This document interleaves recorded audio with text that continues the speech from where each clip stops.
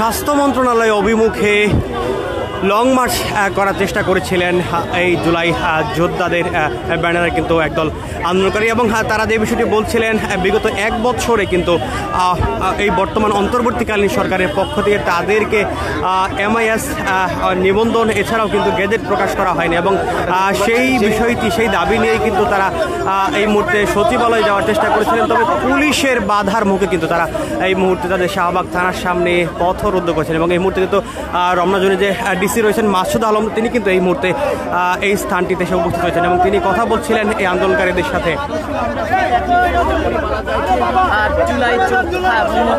Police কিন্তু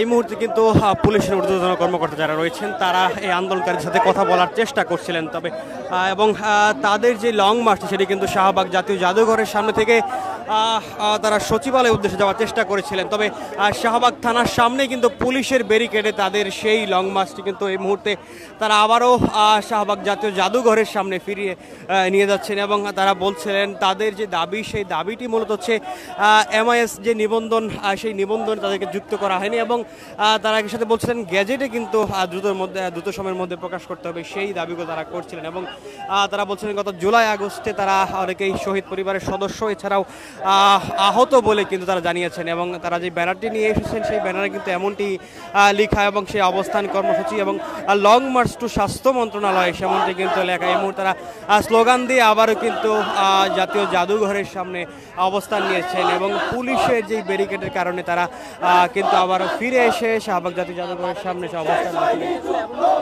দর্শক আপনাদের যদি অপরপাশে দেখানোর চেষ্টা করি, পুলিশের কিন্তু ব্যাপক উপস্থিতি এই মুহূর্তে লক্ষ্য করা যাচ্ছে, এবং আইন শৃঙ্খলা বাহিনীর সদস্যদের মধ্যে কিন্তু পুলিশ সদস্যরাই এখানে উপস্থিত রয়েছে। এছাড়াও কিন্তু কথা বলছিলেন, এছাড়াও দর্শক এই মুহূর্তে কিন্তু রমনা জোনে ডিসি রয়েছেন মাসুদ আলম, তিনি কিন্তু যে আন্দোলনকারীরা রয়েছেন তাদের সাথে কথা বলছিলেন, এবং তাদের যে দাবি সে দাবি কিন্তু তিনি শোনার চেষ্টা করছিলেন।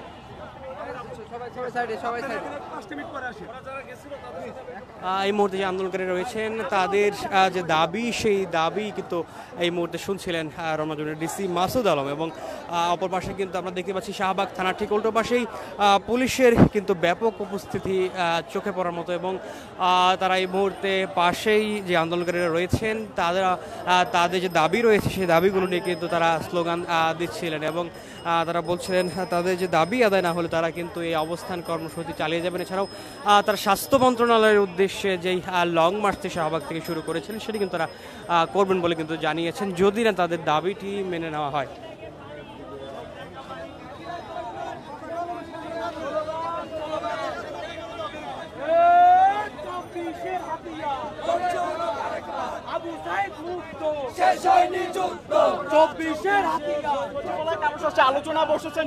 এগুলো বসেছে, ওরা বাটপাড়ি করছে, এগুলো বেইমান, এগুলো আরো বহুবার বলছে যে 1 মাস 1 সপ্তাহ 2 সপ্তাহ 2 মাস আরো বহুবার বলছে, কিন্তু একবারও করে দেয় নাই।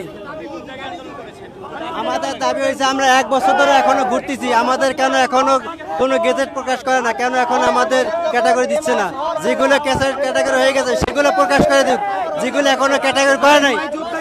হ্যাঁ হ্যাঁ হ্যাঁ বলতেছে সবার তো ক্যাটাগরি হয় নাই, দেখা সমস্ত বাংলাদেশের সমস্ত যেসব জেলা থেকে ক্যাটাগরি হয়ে আসছে সেগুলো প্রকাশ করে দিক, তারপর যেগুলো হয় নাই সেগুলো দিতে তবে আবার করুক, সমস্যা নেই তো।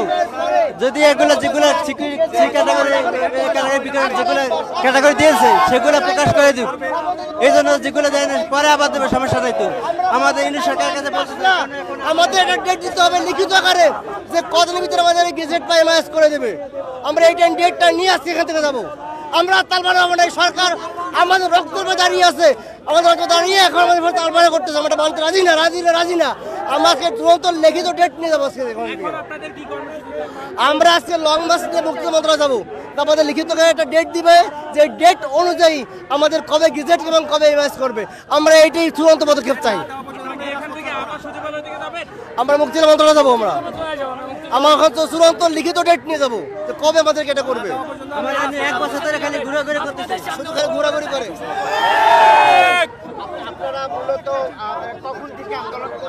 আমরা সকাল 10টা থেকে আমরা লং মার্চ করছি। আমাদের প্রতিনিধিরা স্বাস্থ্য মন্ত্রণালয়ে যেয়েছে, ওনারা বলেছে স্বাস্থ্য মন্ত্রণালয় আমাদের আর কোনো কাজ নেই, এটা আমরা মুক্তিযোদ্ধা মন্ত্রণালয়। আমি সাভার জেনারেল হাসপাতালে ভর্তি ছিলাম। আমার এই যে ঠোঁটের ভিতরে 8টা সেলাই, আওয়ামী লীগ দোষররা আমার দাঁত ভেঙে দিয়েছে। শুনছিলাম এই আন্দোলনকারীদের কথা, তারা যে বিষয়টি বলছিলেন তাদের দাবি আদায় না হলে তারা এই অবস্থান থেকে সরবেন না, এবং তারা বলছিলেন যতক্ষণ না পর্যন্ত লিখিত আকারে কোনো ধরনের আশ্বাস তারা পাচ্ছেন বর্তমান সরকারের পক্ষ থেকে, ততক্ষণ পর্যন্ত কিন্তু তারা এই অবস্থান কর্মসূচি চালিয়ে যাবেন। দর্শক, এই মুহূর্তে আমরা রয়েছি শাহবাগ জাতীয় জাদুঘরের সামনে, এবং সেখানে কিন্তু সকাল থেকেই এই জুলাই যোদ্ধা যারা রয়েছেন তারা কিন্তু অবস্থান করছিলেন এবং তারা জড়ো হতে শুরু করেছিলেন। এবং কিছুক্ষণ আগে তাদের যে দাবি, অর্থাৎ লং মার্চ টু স্বাস্থ্য মন্ত্রণালয়ের উদ্দেশ্যে তারা যাওয়ার চেষ্টা করেছিলেন, এবং তারা কিন্তু টিএসসি অভিমুখে যাওয়ার চেষ্টা করেছেন। তবে শাহবাগ থানার ঠিক উল্টো পাশে কিন্তু পুলিশ তাদের ব্যারিকেড প্রদান করে তাদের সেই লং মার্চটিতে পথরোধ করেছে, এবং তাদের সেই বাধার মুখে কিন্তু তারা আবারও পিছনে ফিরে আসেন, এবং এই মুহূর্তে তারা অবস্থান করছেন জাতীয় জাদুঘরের সামনে। এবং আমরা লক্ষ্য করছি পুলিশের কিন্তু ব্যাপক উপস্থিতি লক্ষ্য করা যাচ্ছে এই স্থানটিতে।